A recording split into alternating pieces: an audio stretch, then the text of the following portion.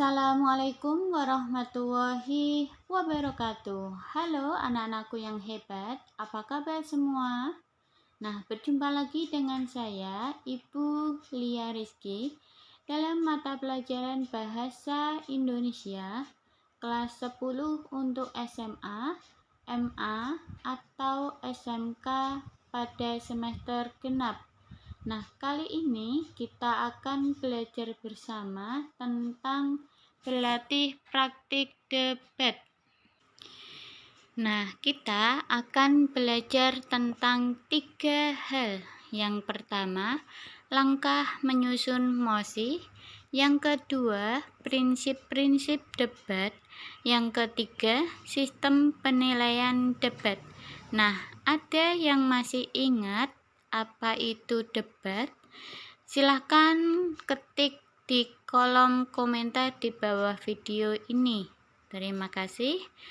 Nah, selanjutnya, setelah mempelajari materi ini, siswa diharapkan mampu. Yang pertama, menyusun mosi. Yang kedua, menyusun pendapat untuk mendukung dan menolak mosi, serta yang ketiga, melaksanakan debat sesuai dengan peran yang telah ditetapkan. Nah, yang akan kita bahas yang pertama yaitu langkah menyusun mosi. Mosi dapat disusun berdasarkan isu atau permasalahan yang sedang berkembang dalam masyarakat. Langkah-langkah merumuskan mosi debat sebagai berikut. Yang pertama, pilihlah mosi yang seimbang. Maksudnya apa, Bu? Mosi debat yang baik perlu ada keseimbangan antara pro dan kontra. Sebagai orang yang berhak memilih dan menentukan mosi debat, sebaiknya pilihlah antara pihak setuju dan tidak berjumlah seimbang. Jika mosi tidak seimbang, tentu jalannya perdebatan tidak menarik lagi. Langkah yang kedua yaitu pilihlah mosi yang menarik. Mosi yang menarik akan membawa perdebatan ke arah yang menarik juga. Tentunya, peserta perdebatan yang kreatif tentu akan memunculkan banyak fakta yang menarik juga di dalam perdebatan yang mosinya menarik. Mosi yang menarik memang identik dengan mosi yang kontroversial. Selanjutnya, langkah yang ketiga yaitu fokuslah pada suatu peristiwa atau kondisi. Mosi yang baik juga adalah mosi yang fokus pada suatu peristiwa atau kondisi. Jika mosi terlalu luas, dikhawatirkan pembicaraan akan melebar. Selanjutnya, langkah yang keempat. Berilah solusi untuk mosi yang Anda ajukan. Hakikat debat sendiri itu ialah mencari solusi, bukan sekadar pandai berkata-kata. Perdebatan terjadi karena ada pihak-pihak yang berusaha mencari jawaban permasalahan. Mosi yang mempunyai solusi lebih menarik daripada mosi dengan tujuan beradu argumen. Solusi yang diberikan menentukan kualitas tim debat. Selanjutnya, langkah yang kelima, pilihlah mosi yang layak. Artinya, pemilihan mosi merupakan keputusan penting dalam debat. Pilihlah mosi yang layak dan pantas dijadikan mosi perdebatan. Jangan membuat mosi yang sebenarnya bukan hak atau kepentingan orang lain. Nah, yang kedua, prinsip-prinsip debat. Setidaknya ada 9 prinsip debat yang baik.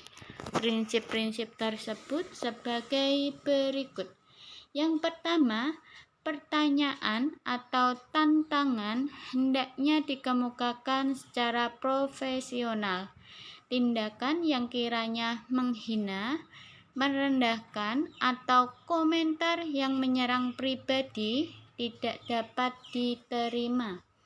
Yang kedua, analisis kritis, sintesis, keterampilan retorika atau berbicara, dan inteligensia atau kemampuan merasakan dan memahami merupakan kunci sukses debat.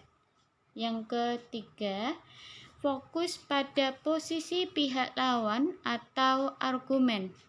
Pengetahuan tentang kelemahan dan kelebihan pihak lawan merupakan unsur penting dalam strategi persiapan untuk menyangkal argumen lawan. Yang keempat, batasi argumen maksimal 3 poin. Yang kelima, gunakan logika dalam menyusun dan menyampaikan argumen. Yang keenam, ketahui kesalahan umum dalam berpikir seperti kesalahan logis dan gunakan secara efektif dalam menyangkal argumen lawan. Yang ketujuh, sajikan konten atau substansi dengan akurat. Gunakan selalu data atau fakta yang berhubungan dan mendukung pandangan Anda. Yang kedelapan, pastikan kesohihan semua bukti eksternal yang disajikan dalam argumen. Yang kesembilan, kesimpulan dalam debat untuk menunjukkan pokok-pokok isu terpenting yang mengindikasikan bukti poin Anda atau menyangkal argumentasi lawan. Nah, sudah paham? Kemudian yang ketiga, sistem penilaian debat.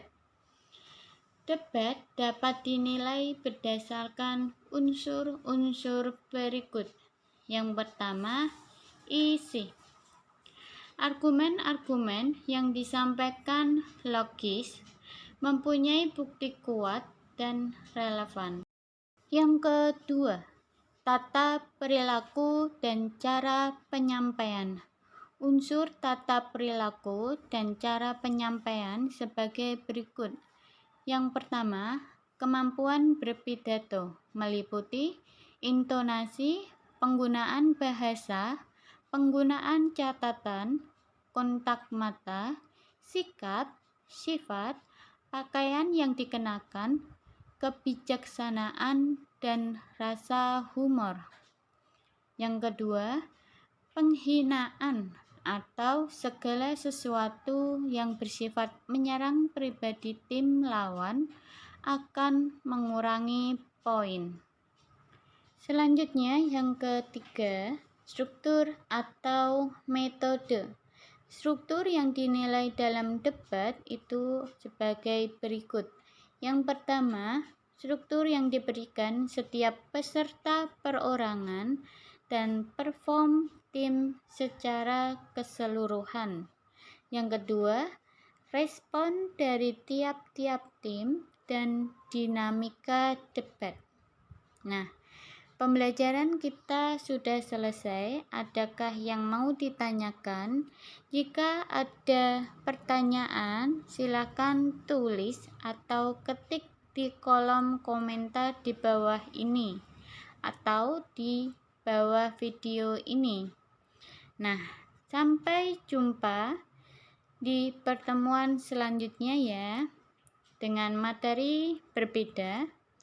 Semoga pertemuan kali ini bermanfaat untuk saya dan kalian.